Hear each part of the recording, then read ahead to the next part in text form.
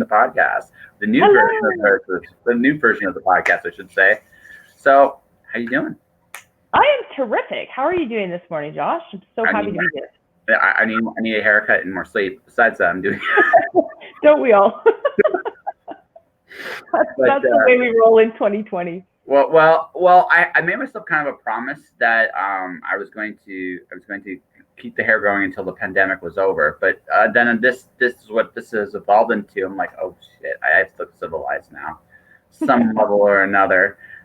So I'm gonna have to. I'm before they go into another, possibly go into another lockdown here. I don't know what it's like out there, but before they go into that phase again and people lose their minds again, I probably should get the haircut before I do that. So even though it's like doesn't seem important on one hand, but the appearances thing is important, and my grandmother will stop yelling at me. So, but that's me right now. You've had an awesome year. I mean, even though there was the apocalypse, you've actually had a pretty awesome year. So why don't you talk a little bit about that? Maybe even You know, well, I don't know if it's been awesome. You know me, I try to stay positive, and I have a 20-year business background. So when this hit, I am able to pivot. March was really hard.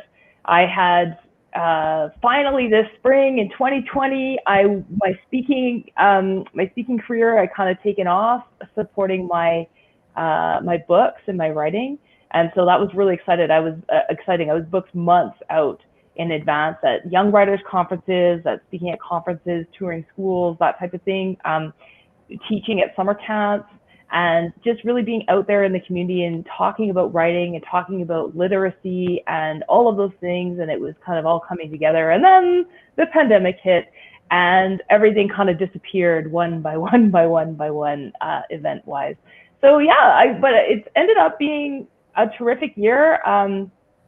Where I've got three kids, and so it's a bit of a roller coaster ride. We don't know what's coming next. Day to day, right now, I've got one child still. We're out in Alberta, Canada, and so we have one child still in school because she's she's only in grade 4, so they kept K to 6 in schools.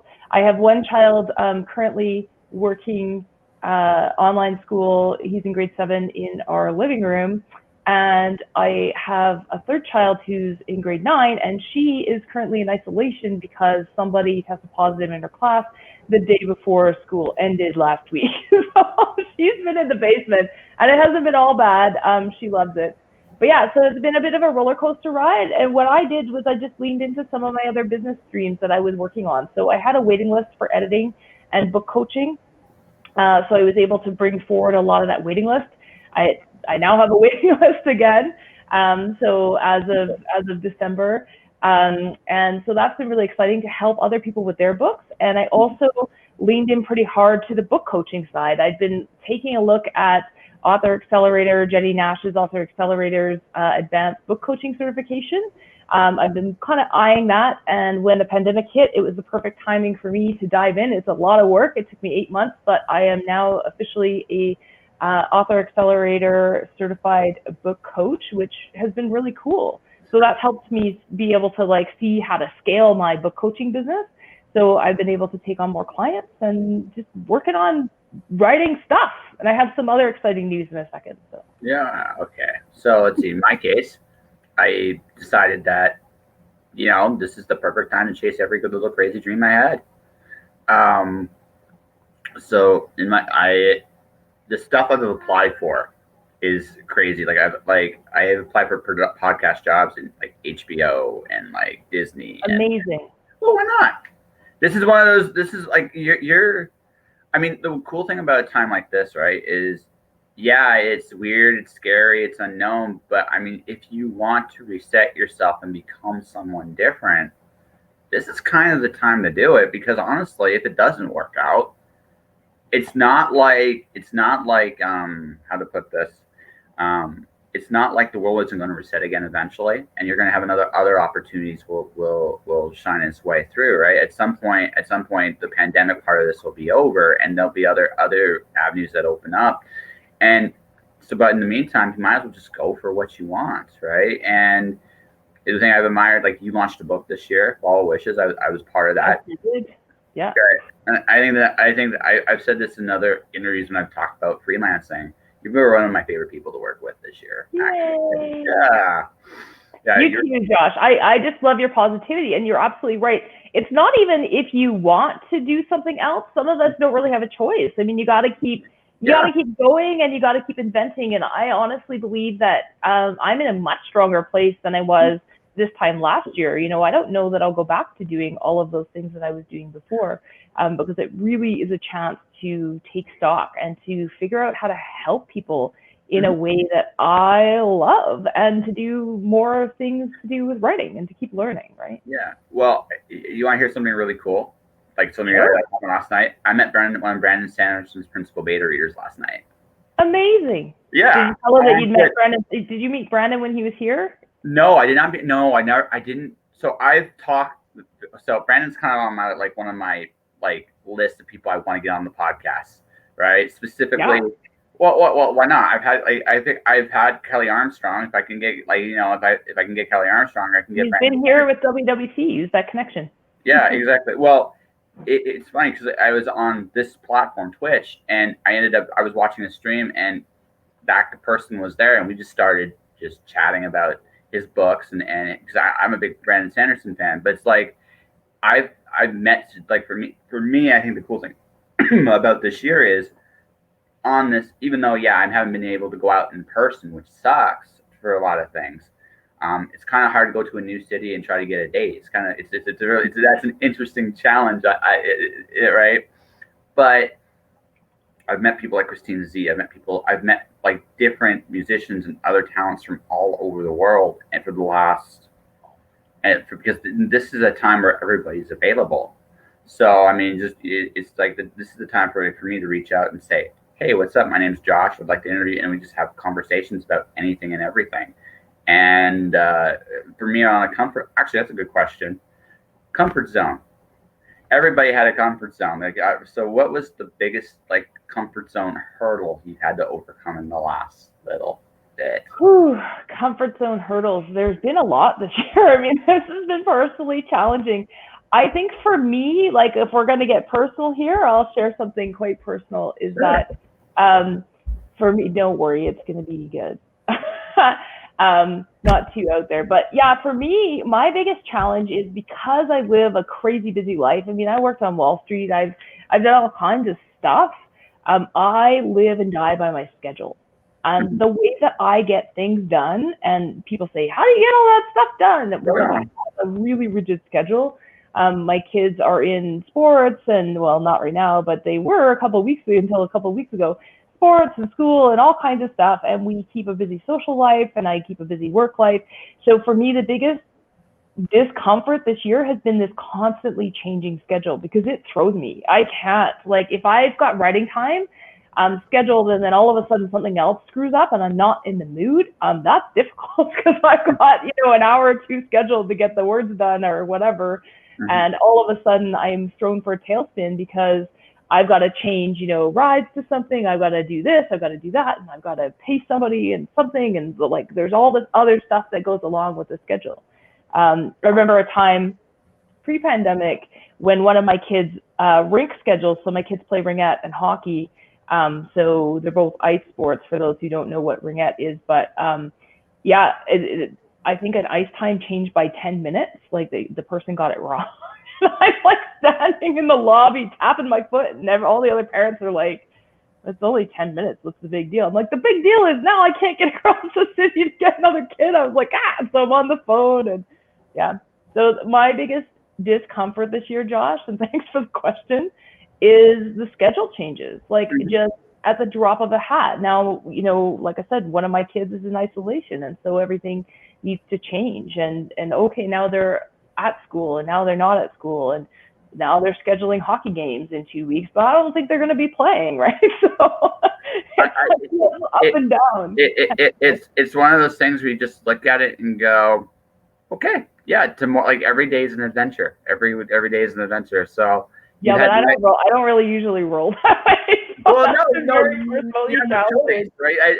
You have no choice, because I always think like in times like this, like my own personal experiences and with my own struggles in life, there are points in your life where you really literally have no control. And I think one of the hardest things about a time like this for a lot of people is we are very comfortable with that illusion that we have control. And for the most part in life, we've had it. But there are points in everybody's lives where the world is saying, nope, you're not the boss right now. You're going to have to live with whatever comes your way. And that's one of these times. Like, it's one of these times in history where it's like, okay, no one really is in control right now. Everybody's kind of in this like pause and reset. And next year, whether there's a vaccine or no vaccine, I mean, I do think at some point next year, the lockdown era of this is going to come to an end as we know it. I don't think that's sustainable for another year personally, but I also do know that next year there will be some kind of other restriction probably for a little while. There'll probably be other different things that'll come up, and like I said, I think that illusion of control that we all love and cherish. Me control? No, really? Yeah, no, I like control. I like taking control. Yeah, so I'm building a business in the middle of a pandemic has been personally challenging, but I'm up for it, man. I'm up for it. I can always grow. Nothing extra in the water every once in a while. Just yeah, ready to go. Yeah, no, that's cool. Like that's. Well, so like I said, so for me it's been about this. I think for me, like the hardest thing for me in this whole thing, freelancing. I mean, freelancing. You're a freelancer in the service end of things. Yeah, no, I actually also freelance. I don't. Absolutely. Yeah, I freelance. Absolutely. I'm doing freelance writing too, so. Me too. Hence the deadline. No, which is good. No, it's but I think the thing about like for me the hardest thing about the freelance aspect of the business is you have to make the decision what your primary thing is, whether it's service. But you got to figure out what your niche is. I think what I kick myself for. This is what I honestly kick myself for. I've had my niche the whole time, and I didn't occur to me about that until like 2 months ago. Wait a minute, I already have a niche. Why am I trying so hard to try to figure this out? Yes. Right? Yes, and that's an awesome revelation, Josh, because like, you know, you naturally migrate to things that you're good at. So do the things that you love and the money will follow. It will, right? No, actually, I was the best. Actually, it was ironic. You gave me that advice right when an ex-girlfriend, we're still really good friends, gave me the same advice. You and her both. Listen to her. Don't listen to me. Yeah. No. But I think it's such profound advice because, especially in this time, because it's like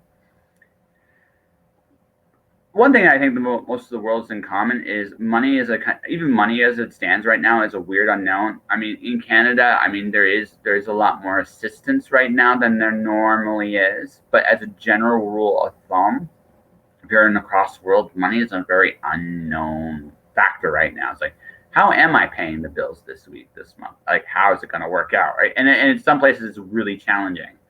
But in that situation where, again, going back to control, to the whole concept of control, you might as well just do what you love. Do it. Like, I think the biggest challenge for a lot of people is in a time like this where it doesn't seem like what you do naturally matters, it actually might matter the most, if that makes sense.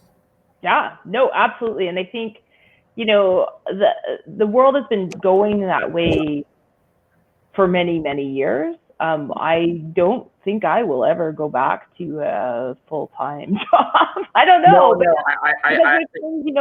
There's opportunity everywhere. There's opportunity everywhere. And it's just picking and choosing at this point what makes sense for me and you know, how much time I can give and how much money I want to accept for it, right? And I saw some chatter on your wall about that yesterday. I was like chomping at the bit to weigh in, and then I didn't. Negative, no. But I was like, I know what you're talking about there. I think the thing that made me kind of crack up just a touch about that one is I actually disagree with that particular individual's whole premise. You have to have belief that you're worth something, even if you're not the best. Absolutely. Yeah. And even if it doesn't matter whether or not you believe it, if you set your prices and nobody buys, then so be it, right? Like, you set your price for how much you want to make period, end of story. What is worth it to you? And if it's not worth it to you, then do something else, right? Like, yeah, so it was an interesting argument about art being, you know, what people are willing to pay for it, not what you want to receive for it. Well, no, it was really. No, and here's the really funny part, and this is the part that I still like. Looking at that argument, it made me kind of smile. I never once actually disagreed with the premise that you actually have some skill in what you should have some skill in what. Oh, absolutely. Never disagreed with that premise. I just think like I can tell because I've done freelancing now for 6-7 months, and one of the things and this is the important thing, I realized that in order, I want to do what I love. That means I have to. The reason why price tags are what they are in freelancing is most of the people that are doing freelancing, they're doing it on some form or fashion, whatever that service is, because they love to do it. Yeah. They want to maintain that love of doing it. And ironically, the price tag is one of the best ways to protect yourself. Because I said this, I was talking on here about to a musician, and he's an artist and he's a musician and he makes guitars. I said, your worst nightmare was waking up, it's like, hey guy, I hear you like make guitars. I want to get like the 6-string, like 3 bass. And he's like, oh, and he told me even after I said that on the air, he's like, oh my God, that is so true. It's like, you have no idea how close, but it's the nature of the business. It's like, for us, it's like, oh my God, you write stuff. Well, listen, I got this thing, on to write, and I think it'd be great. Like, do my biography. Do my that one's the one I run screaming from. Like, no, you do it. You do it. But you do it, but I'll be happy to, take a look if or even more like it's even more like people take for granted, I think, unless there is a price tag there. I've noticed it's a really funny thing, and I learned this with a client. If my price tag was so low, they didn't respect me for what I was actually bringing to the table. If my price tags, now again, some people, but the thing about raising a price tag to a certain point, too, you have to accept this fact too. There are some people that legitimately would want your help that you cannot. Absolutely. Yeah, you cannot help. But I looked at so I have like 4 requirements for not working with people, but that's the 4th one, and it's the most forgiving one. Sometimes people just aren't ready for you, right? Like, right? Maybe I've said it. I'd love to work with you on something at some point, but I also have to be honest with, like, when I get to the point when I work with you or for you or whatever that arrangement would be, I have to be ready for you, because the thing is, interesting interview style. Suzy said one word the whole time I've been watching. Oh, okay. She said quite a bit since she was here, Mona. Just welcome to the stream, buddy. Oh, don't worry. I'll get my dues in. Yeah. Yeah. But what I was saying is like, it's a thing that's like, I recognize the fact that I have to be ready to work with you on some level. Otherwise, it won't work out, and it may not be necessarily my fault. Like, I'm not ready is forgivable, but it's still a legitimate reason why you don't work. Like, you don't work for people sometimes. Absolutely. So on my book coaching side, I am pretty much full. Like, I've got a huge roster of clients that I'm working with on so many different books. I'm working on fantasy books and science fiction books and nonfiction self-help books. Has been super amazing. But I find, like you said, you've got to be ready for it. I'm pretty much at the top end of where I can be in terms of being able to help more people. So that's what I was going to announce today, was I'm actually working on a course for just what you said. So there's legitimately people who want to work with me but can't afford my fees, which, it's one-on-one time. It is what it is. But I'm working on a course that will give you sort of a mini book coaching, self-guided tour, and it's called Wicked Good Fiction Bootcamp. And and it's going to be, I'm going to be talking more about it coming in January, and then the course will start in February. So an online course where you can get lots of the lessons from me, digital course with me giving videos and giving presentations on the stuff that I work with my book coaching clients on, and you can work on your own manuscript and then have access to me live with one-to-many. So that's what we're going to work on. Nice. So yeah, so that's exciting. So continuously pivoting, right? Like, how can I get the messaging out there? Because at the end of the day, I'm about helping people get those books exploding in their minds onto the page in a way that's going to hook their readers, right? That's what I know how to do, and that's what I work with people on doing. And so, yeah, so that's what I'm going to do. Because one-to-one book coaching, I love my book coaching clients. Like, I get so much energy out of that, and thank goodness for that community, because right now, you know, there's days when I don't leave my house, and there's days when lots of people don't. And that kills. I mean, I know this, that does kill people. Like, I think we all feel it to some extent, with like not being able to go outside to the degree we'd like to. I'm technically doing some temp work on top of just getting myself established here. Yeah. So I'm considered an essential worker, but honestly, I'm going out to work. That's great. And I mean, I can go outside. There's no reason I can't. My to-do list is like this long, and so, you know, I like to work. I like to get it already, and I'm excited about work. I had a concept once, and I heard it, and I actually really liked it. It's actually kind of why I'm freelancing. Actually, the concept is that your work is your worship. How you actually approach your life is based on your working style. And I feel like a lot of people, and this is like why I went into freelancing, is because I realized that I cannot put my best effort working for somebody else in the more traditional way anymore. I'm just not wired that way.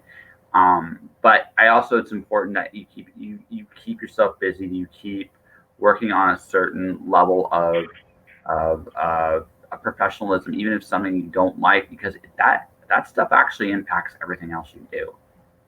Oh, well, I only work with people that I like, and I only work on stuff that I like. But that feedback from clients that are having successes and that are excited about their projects and that are learning so much about, I mean, even to get pages on a weekly basis and to see a client's progression from what they're turning in when I first meet them, which, you know, you are where you are. I meet clients where they're at. I'm not saying that they have to be polished. They sure don't, because I can teach that.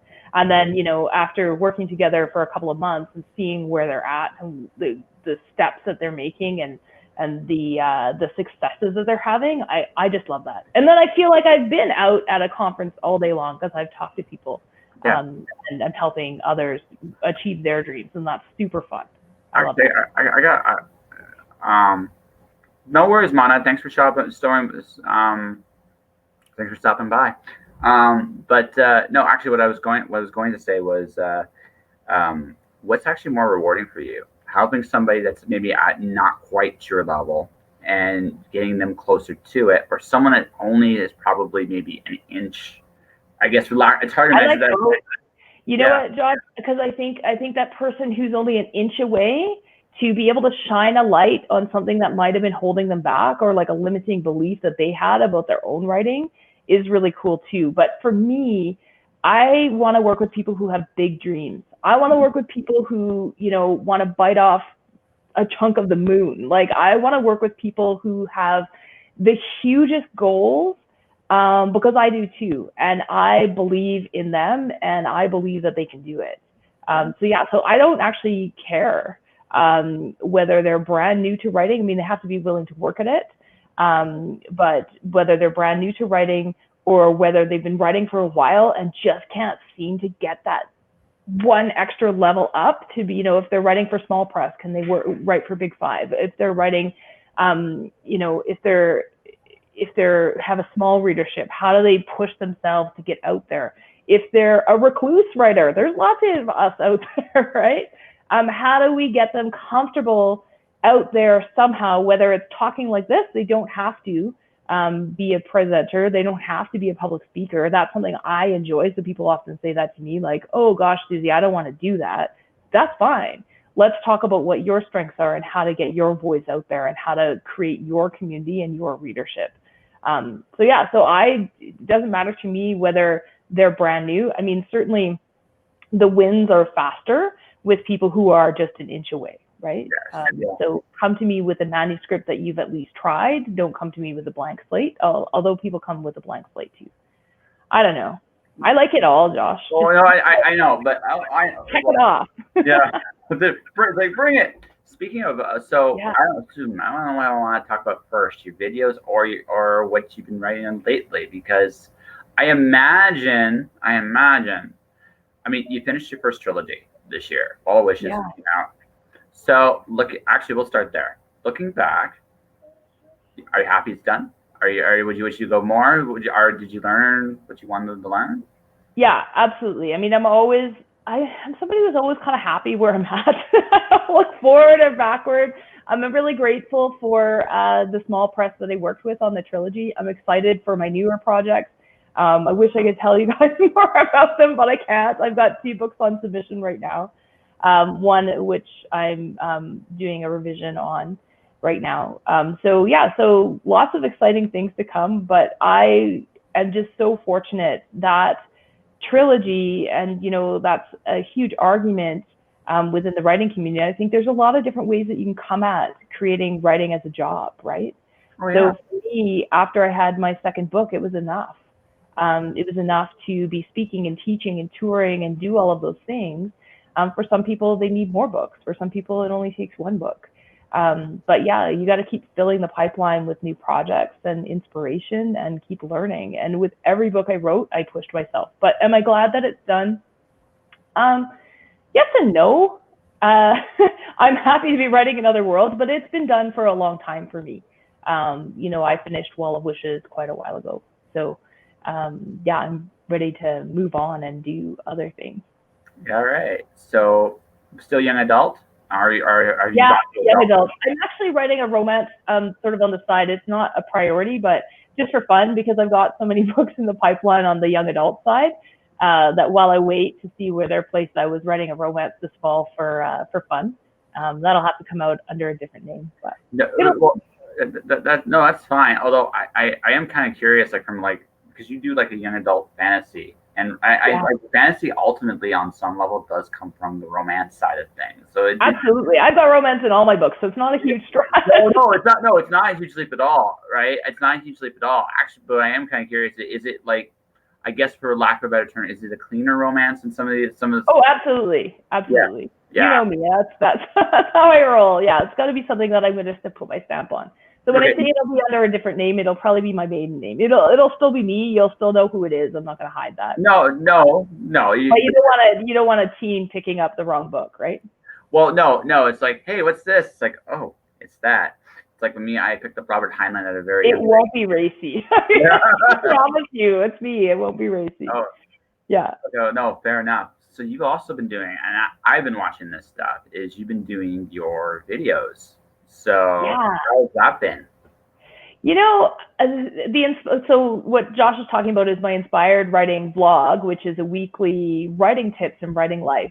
You know what? That was just a way to, I'm trying to get, as I mentioned before, I'm trying to get information out there, and I get bombarded every single week with people asking questions about writing and wanting to learn from me. And I am so happy to share, but I can only do so many, virtual copies in a week. So it's sort of a way for me to institutionalize all the things that I've learned that I want to share. So video for me was a really natural fit, as you're doing video now too. Yes. So short videos every week on topics about writing and writing life. And then that will feed into the feedback that I'm getting there and what people want to hear about, trying to incorporate and just talk and share. So it's kind of like having a virtual coffee with me every week. You can learn something new about writing or hear what my thoughts are. And hopefully that inspires people and helps people. I've learned a ton in the industry. I've been in the industry a decade. I came in as a newbie from the business world who, knows a lot about spelling and grammar, but didn't know how to write a book.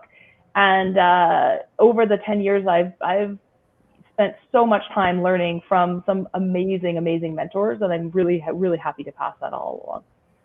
All right. So actually, a couple fun ones here. So although I don't know if it's actually something. I mean, you've only recently started the videos, but what I have generally found is like me doing different disciplines, different. I started drawing. I don't know if you actually seen any of the drink and draws I I've done. have their Grinch series. Yes, there's like these Love like, it. but yeah. So it's but the thing is, what I find is every time I do a different medium of some kind, it actually makes my other mediums stronger. It's almost like doing one aspect because ultimately, whether you're doing video or you're doing like for the written word or whether you're drawing, whatever it is you're doing storytelling. So what I'm asking is because you've done a decent amount of videos so far, actually. So right, have you noticed has it helped you in your writing in terms of does it make it do you see it a little differently because you've done it you've told another stories in another format? Absolutely. Absolutely. Now, I was a public speaker before I started doing these videos, so this is also my way of getting that sort of out there. Yeah. So yeah, but storytelling is key, and sharing those little snippets and stories about writing and writing life and making it interesting and sharing my own experiences and the experiences of my clients, and hopefully people can connect with that. But yeah, absolutely. Every time that you can talk about writing, every time that you can try to put it in succinct ways, I learn. So every time I teach somebody about their manuscript or I read a manuscript and give feedback, I learn something about my own. And so yeah, so it's partially self-serving to do the editing and to do the book coaching because it definitely helps with my own writing. Well, yeah. Well, because if you're teaching someone that's a newbie, you're reminding you of things you might have forgotten. And if you're teaching somebody that's really close on your level, Yep. or even actually, okay, so this is a very subjective question, but it would be an interesting one. Have you ever had somebody that you would like whose work you read, you're like, holy crap, they're better than me? And then did you pick up something? Did you learn from that? I think everybody's better than me. We're our own worst critics of our own stories, absolutely. Right? But yeah, no, I think, and that's the thing is so many writers have so many different strengths and weaknesses, and that's why it's not something where you can just put it into a vending machine and have somebody spit out the corrections. That's not how writing works. It's about voice and tone, and so yeah, every writer that I work with does something better than me for sure. I've got writers who have an amazing life story that they're putting down, who have an amazing energy, who have amazing casual voice, who have humor. I don't usually write humor. I mean, in person, maybe I'm funny, but like when I write, it's not there. So yeah, so there's things that I admire for sure from every writer, and everybody that has something to say that's tackling a project like writing a book is hard, right? Writing a book is hard. You've got to spend hundreds and thousands of hours, and if you've got something to say, then there's a kernel of some spark there and a reason why you're doing that. And so I like to tap into that. And that's what I admire most about writers. And so whether you have the technical, whatever down, I can teach that.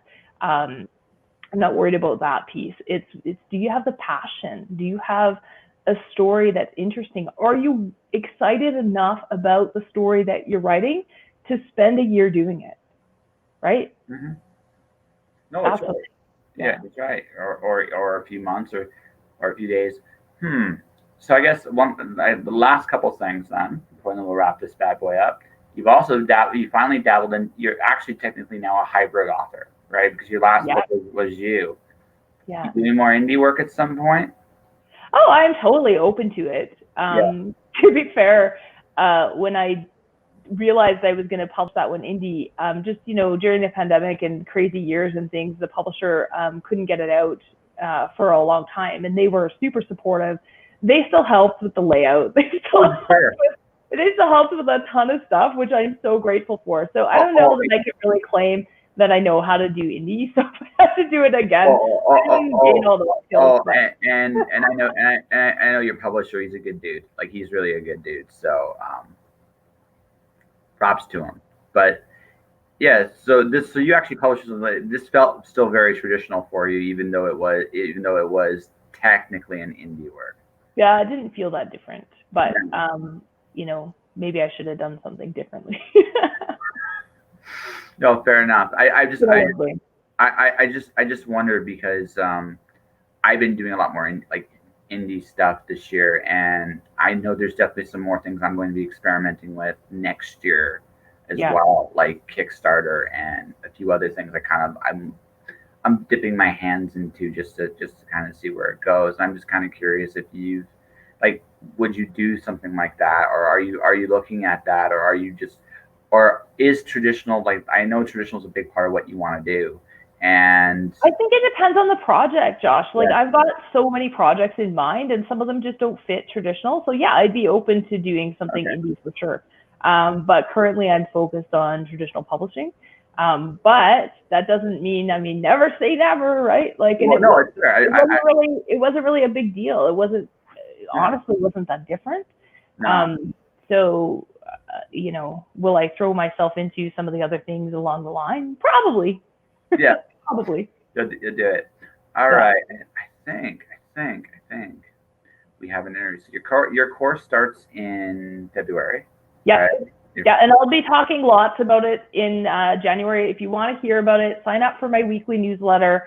You'll get weekly tips from me and my blog on writing and writing life, and hopefully give you some insider tips from 10 years in the industry. Yeah. And there's that. Yeah, you got no. There's no. Yeah, Well Wishes just came out. Is there any other place you want people to go when people look for you, find you, that kind of stuff? Yeah, really, my newsletter. And if you want to follow me on social media, I'm trying. Oh, I'm going to make a play here. I'm trying to get an invite to Clubhouse. Have you Clubhouse. heard of Clubhouse? Yeah, So no. brand new social media outlet, or brand new social media app that there's a ton of writers going to, and so but it's invite only. So I've been on a few follow trains to try to get it. I haven't. If anybody's got an invite to Clubhouse, this is my play here. Invite. You made me have to look something up too, because I actually haven't heard. Like I've been spending. I actually accidentally did Parlor by accident. I didn't realize it was such a right wing place until I actually literally was in. Oh, I saw your post on that. Yeah, no. I don't know. And you know what? This is not an endorsement for Clubhouse. I haven't been inside, but I'm hearing that people are getting tons of followers there. So Yeah, no, it sounds like some fun to check out.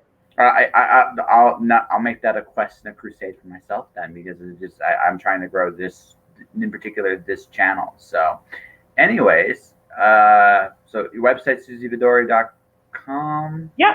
So website there. Yeah, and you can sign up for my newsletter right on the top link when you visit suzyvadori.com. All right. Well, ladies and gentlemen, that I think will be that. Thank you, Suzy, for coming onto my stream and my show. This will air as an audio probably in a few days. I'm a little behind on my own audio stuff. That's neither here nor there. All good. Yeah.